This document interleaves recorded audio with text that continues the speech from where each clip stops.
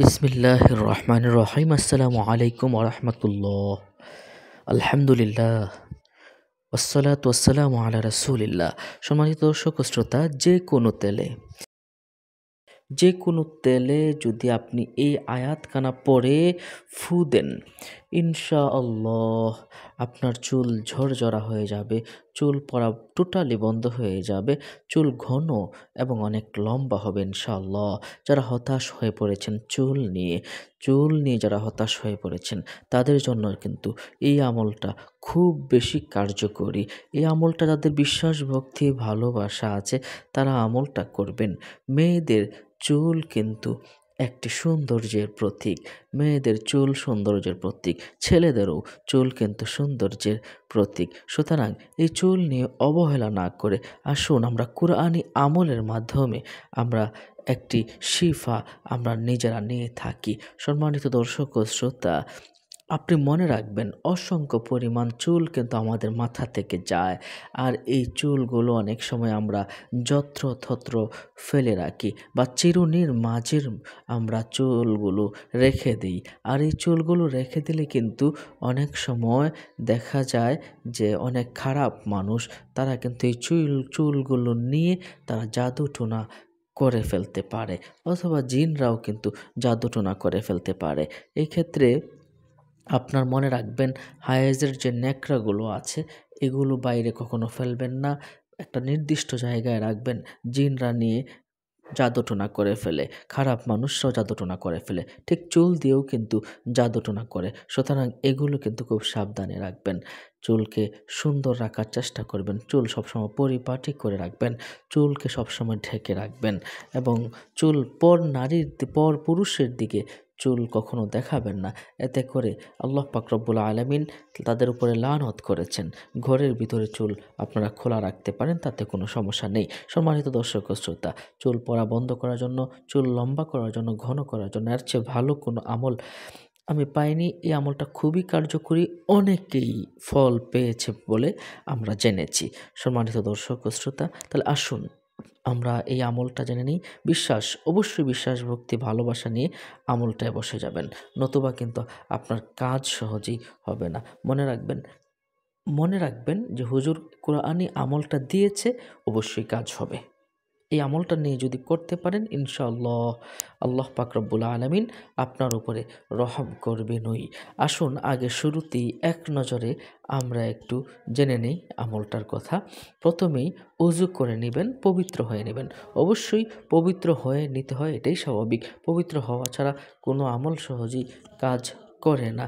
কোনো আমল পবিত্র হওয়া ছাড়া কাজ করে না। আপনি অপবিত্র হতে গেলে, যদি বেশি পরিমাণ নাপাকি লেগে থাকে, গোসল করে নেবেন। তারপর আপনি অজু করে নেবেন। যদি নাপাকি না থাকে তাহলে অজু করে নেবেন। তারপরে আপনার সামনে যে কোনো একটি তেলের বোতল আপনি রাখবেন। মনে রাখবেন, ভালো বাজারে যে তেলগুলো পাওয়া যায়, এগুলো রাখার চেষ্টা করবেন। যে তেলগুলো ভালো, এগুলো রাখার চেষ্টা করবেন। তেলের মুখটা খুলে নিয়ে তারপর আপনি বসে যাবেন একটা জায়গায়, পবিত্র জায়গায় বসে যাবেন। তারপর ৩ বার আপনি দুরূদ শরীফ পাঠ করবেন।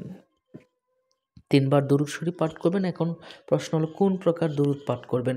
আপনি যে দুরূদ পারেন সেই দুরূদ পড়বেন। বিশেষ করে নামাজের দুরূদ পড়তে পারেন, তবে সবচেয়ে ছোট দুরূদ হলো সাল্লাল্লাহু আলাইহি ওয়াসাল্লাম। এই দুরূদখানা পাঠ করবেন ৩ বার। সাল্লাল্লাহু আলাইহি ওয়াসাল্লাম, সাল্লাল্লাহু আলাইহি ওয়াসাল্লাম, সাল্লাল্লাহু আলাইহি ওয়াসাল্লাম। এভাবে আপনি ৩ বার দুরূদ পাঠ করবেন। তারপর সূরা হামিম সিজদার ৪৪ নম্বর আয়াতটা আপনি পাঠ করবেন। সূরা হামিম সিজদার ৪৪ নম্বর আয়াতটা কি? কুল হুয়া লিল্লাযীনা আমানু হুদাও ওয়া শিফা। আমি আবারও বলছি, কুল হুয়া লিল্লাযীনা আমানু হুদাও ওয়া শিফা। আমি আবারও বলছি, কুল হুয়া লিল্লাযীনা আমানু হুদাও ওয়া শিফা। এভাবে আপনি ১২১ বার পাঠ করবেন। ১২১ বার পাঠ করে আপনি আবার ৩ বার দুরূদ শরীফ পাঠ করবেন। সাল্লাল্লাহু আলাইহি ওয়াসাল্লাম, সাল্লাল্লাহু আলাইহি সাল্লাম, সাল্লাল্লাহু আলাইহি ওয়াসাল্লাম। এভাবে আপনি ৩ বার দুরূদ পাঠ করার পরে বিসমিল্লাহির রহমানির রহিম পড়ে আপনি তেলের মুখের ভিতরে ফু দিবেন। তারপর ওই তেলটা ২১ দিন পর্যন্ত ব্যবহার করবেন। যদি তেলটা শেষ হয়ে যায় তাহলে আরেকটা নতুন কিনে ওটার মাঝেও ঠিক সেম অজু করে তেলের মুখ খুলে নিয়ে ৩ বার দুরূদ শরীফ পড়ে এরপরে কুল হুয়া লিল্লাযিনা আমানু হুদাও ওয়া শিফা ১২১ বার পাঠ করে তারপর দুরূদ শরীফ পড়ে এরপরে বিসমিল্লাহির রহমানির রহিম পড়ে আপনি ফু দিয়ে আবার যতদিন ইচ্ছা আপনি ব্যবহার করতে পারেন। তবে ২১ দিন পর্যন্ত ব্যবহার করবেন। এর বেশি যদি কেউ ব্যবহার করতে চায় অবশ্যই এটা আপনার জন্য ভালো, কোনো খারাপ কিছু নেই।